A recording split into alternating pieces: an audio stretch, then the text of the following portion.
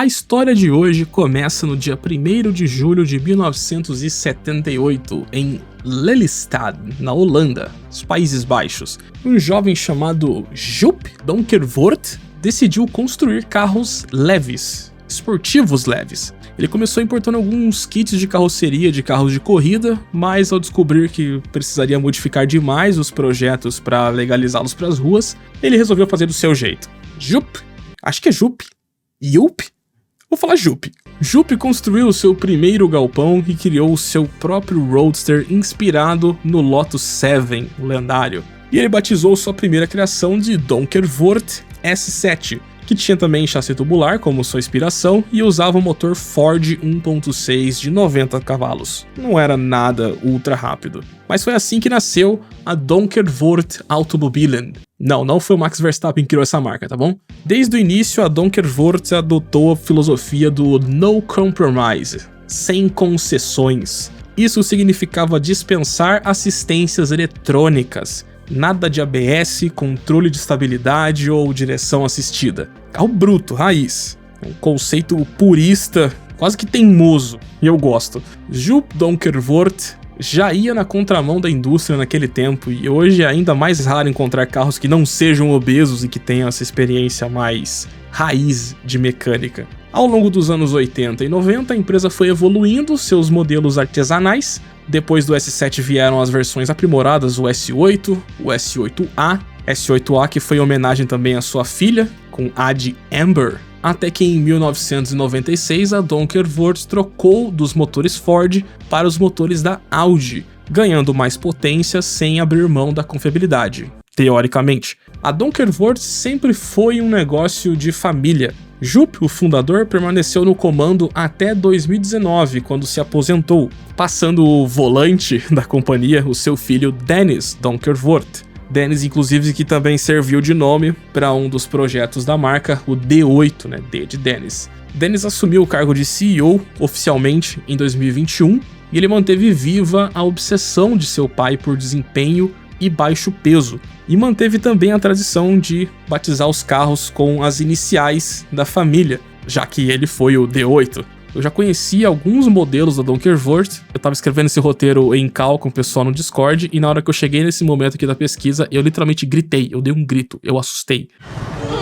Boiola! Porque olha isso, o principal modelo da marca hoje, que é o modelo que eu já conhecia, que motivou esse vídeo, ele se chama F22. Dennis deu esse nome ao carro usando a letra F, que é o nome de sua filha, Philippa. E já o 22 do nome do modelo é porque ela nasceu em 22 de maio de 2022. Eu nasci em 22 de maio de 1996. 96 foi o ano que eles passaram a usar o motor da Audi. E o F22 usa os 5 cilindros da Audi hoje, que é o motor que eu já falei inúmeras vezes no Autotele News ou em live, que é o meu ronco favorito. Eu gosto mais do ronco dos 5 cilindros do que do ronco do Mustang até, inclusive. Fora também que 1978 é o ano de nascimento de uma pessoa que eu amo muito, não vou expor ela aqui, e foi o ano de criação da empresa. E 2022, o ano de nascimento da Philippa, foi o ano que eu criei o meu canal. Os astros se alinharam pra esse vídeo acontecer.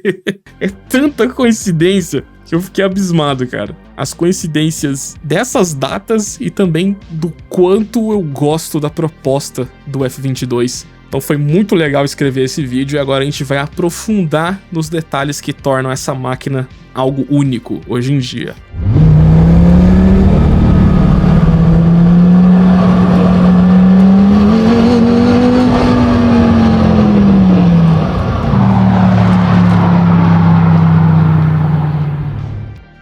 O Donkervoort F22 representa a nova era do design para a marca, só que também sem esquecer as suas raízes. De cara ele já causa um certo impacto visual, né, com esse estilo baixo, largo e longo, com as linhas bastante agressivas. Ele é uma evolução visualmente do D8, só que bem mais agressivo.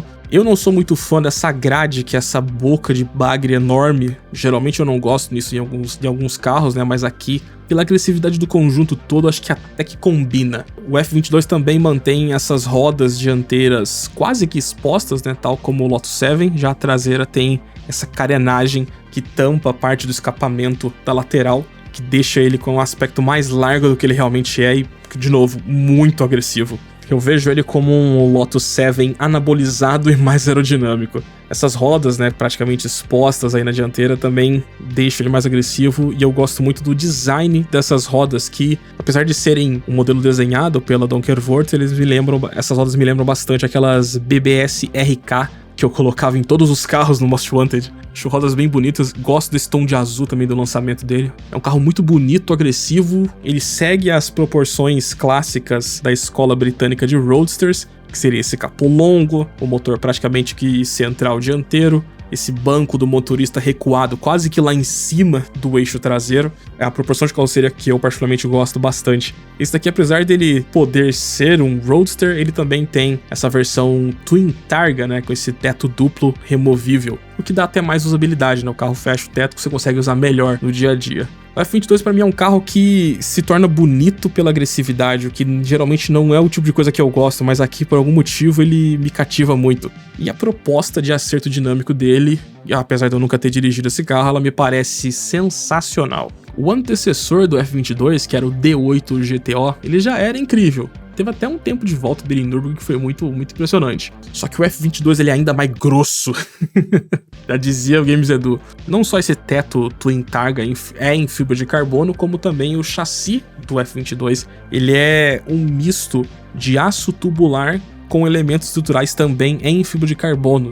É um sistema patenteado da Donkervoort chamado de X-Core. Pelo que eu entendi, ele tem mais aço do que fibra de carbono, só que quando você vê as fotos ele tem várias partes de fibra de carbono expostas, que aqui não é só marketing, teve realmente uma função estrutural nesse carro. Essa engenharia da Donkervoort conseguiu dobrar a rigidez torsional do chassi do F22 comparado ao antecessor. Porém, mesmo com a rigidez dobrada, ele conseguiu manter o baixo peso, um peso que é totalmente ridículo para 2025. Ele pesa só 750 quilos. O almoço da sua tia pesa menos. Isso é literalmente metade do peso de um Audi RS3. É surreal pra mim. Além da fibra de carbono para reduzir o peso, a Donkervoort, maravilhosa, tomou a decisão também fenomenal, que também foi parte do que reduziu o peso desse carro. Eles economizaram 12 quilos mudando o câmbio. Em vez de usarem o câmbio automático do RS3, optaram por uma caixa de transmissão manual de 5 marchas. O câmbio é mais leve e mais no controle do motorista. Eu achei incrível. O câmbio também vem com a tecnologia Heavy Matching, que é aquelas aceleradinhas, né, das reduções de marcha, o famoso ponta-ataco eletrônico, caso você não saiba fazer. Mas se você souber fazer o ponta-ataco, você também pode desligar essa função totalmente no sistema. Eu já amo a Donkervoort. A transmissão é dita como bem curta, com engates bem rápidos, e ela vai também junto a um diferencial traseiro Torsen de deslizamento limitado. Acho que é a herança do RS3 também, apesar de ser tração só traseira. Inclusive um dia eu prometo fazer um vídeo explicando essa questão de diferencial, câmbio.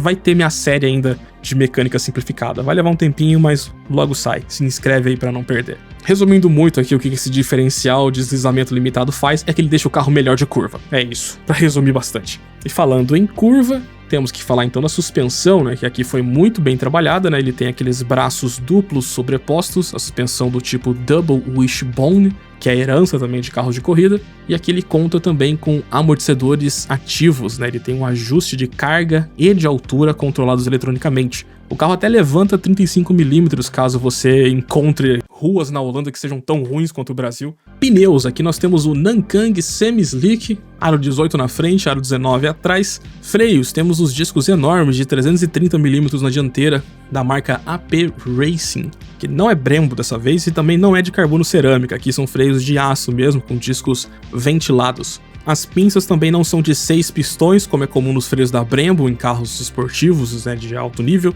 Aqui as pinças são de 4 pistões. E o carro não tem ABS, até hoje. Tá parecendo a TVR na teimosia. Na teoria, quando eu falo assim do freio, em comparação a outros carros que eu trouxe aqui já pro canal, nesse nicho de alta performance, parece que é um freio meio fraco. Mas na verdade, como ele é um carro leve e ele tem pneus semi-slick já de fábrica, acaba que esse freio tá dimensionado perfeitamente para as dimensões, né, para o projeto do carro em si. Inclusive os freios não só estão de acordo com a exigência desse carro, como o carro em si é capaz de gerar até 1.2 G de força gravitacional de desaceleração. O que, resumindo muito também, é um número muito alto de frenagem para um carro de rua. Ele freia bastante. Nem todos os carros precisam ser carbono cerâmica. Até porque no uso no dia a dia, carbono cerâmica eu acho que nem faz tanto sentido, porque ele tem que ter uma temperatura alta ideal para ter a capacidade máxima de frenagem, né? Então, pensando em usar um esportivo no dia a dia, esse freio até faz mais sentido.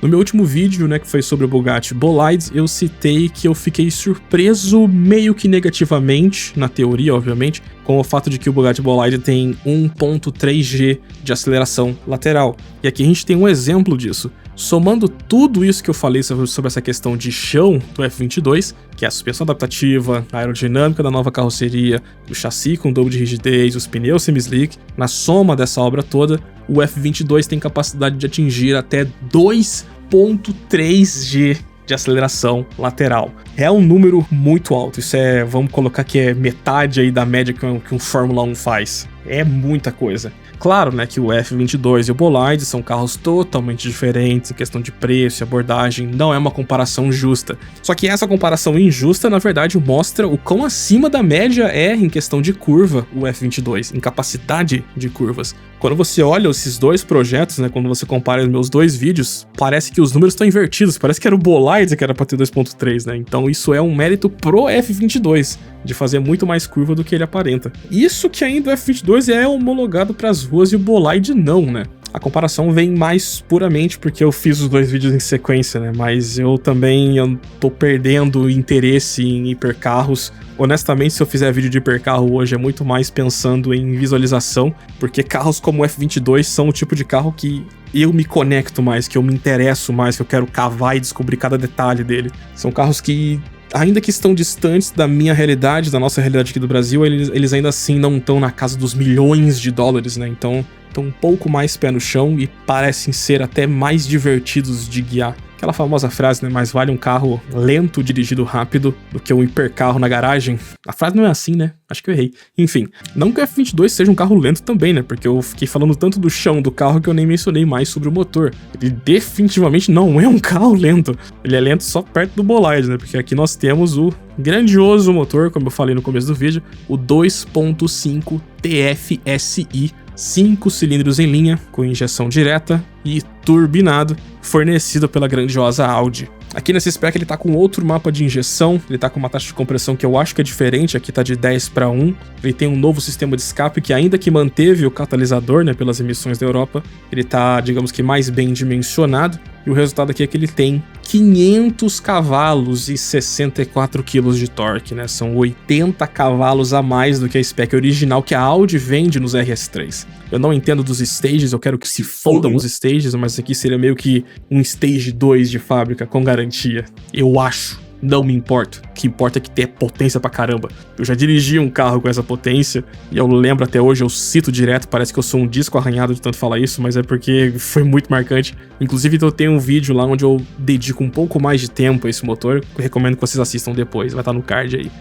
E é engraçado também que a Donkervoort fez ainda um cálculo do capeta, onde eles consideram que o carro tem 750 kg de peso, tem 500 cavalos, então quer dizer que o F22 tem uma equivalência de 666 cavalos por tonelada. Usar essa artimanha no marketing para parecer que ele tem isso de potência, né? É o marketing do tinhoso, do pata rachada. E lembrando também no começo do vídeo, a filosofia no compromise. Como eu falei, o carro não tem freios ABS, também não tem assistências de direção até hoje, porque num carro leve não faz diferença, um carro leve você consegue dirigir com a direção puramente mecânica mesmo. O que ele tem aqui é um opcional de direção elétrica. Isso caso o comprador faça parte da lista atualizada 3.0. Meu Deus, baitolão. Até onde eu entendi vendo o site, esse carro tem sim controle de tração, mas o sistema dele é de macho, então você pode sim desligar 100% do controle de tração, igual quando você desliga, tá lá também o Heavy Matching, Quem quiser a experiência mais purista cadeira elétrica possível, ela vai ter com esse carro aqui também. O que, de novo, é incrível. Esse vídeo é eu puxando o saco da Donkervoort. Tchau.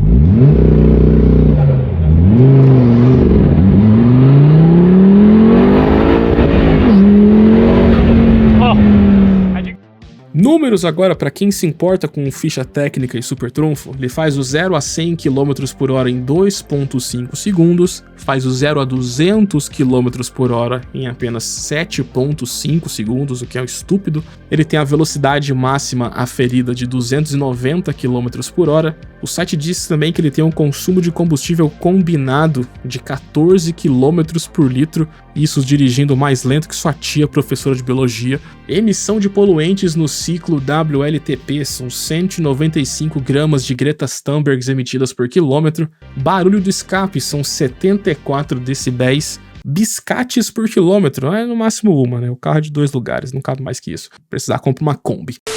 Desde o lançamento serão produzidas no total 100 unidades do Donkervoort F22, isso que já é o dobro do planejamento original, porque o carro foi lançado e foi um sucesso, né? Teve muita demanda, e cada unidade já foi vendida por cerca de 245 mil euros. Não é nada barato. A diversão automotiva está cada vez mais cara, que é bem frustrante. Mas, sinceramente, nesse carro aqui você paga o dobro de um Audi RS3, mas você leva 100 cavalos a mais com garantia de fábrica, leva um carro com metade do peso e uma experiência de condução muito mais extrema, muito mais aguçada, mais entusiasta raiz mesmo. Então, se você já é rico na Europa, por que não?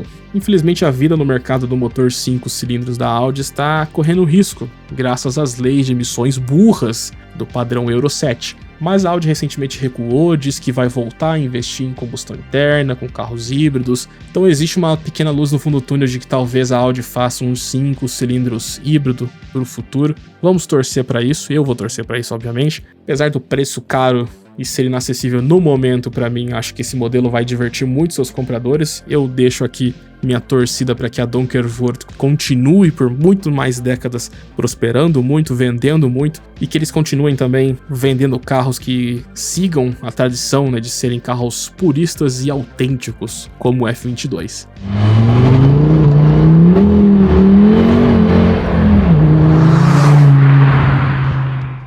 Esse vídeo foi feito em homenagem ao Wellington, foi um pedido dele, fica aqui um salve para ele, um salve também para todos os membros aqui do canal. Torne-se membro para ter spoilers dos bastidores aqui, da minha vida, no grupo lá, vocês já sabem tudo isso, tem os vídeos antecipados também, eles estão ligados aí, o botão tá embaixo. Quem não pudesse virar membro, clica no botão de se inscrever, hypa o conteúdo para ajudar a gente no engajamento. E é isso, na voz Kelvin Farias, e nos vemos no próximo episódio. Falou!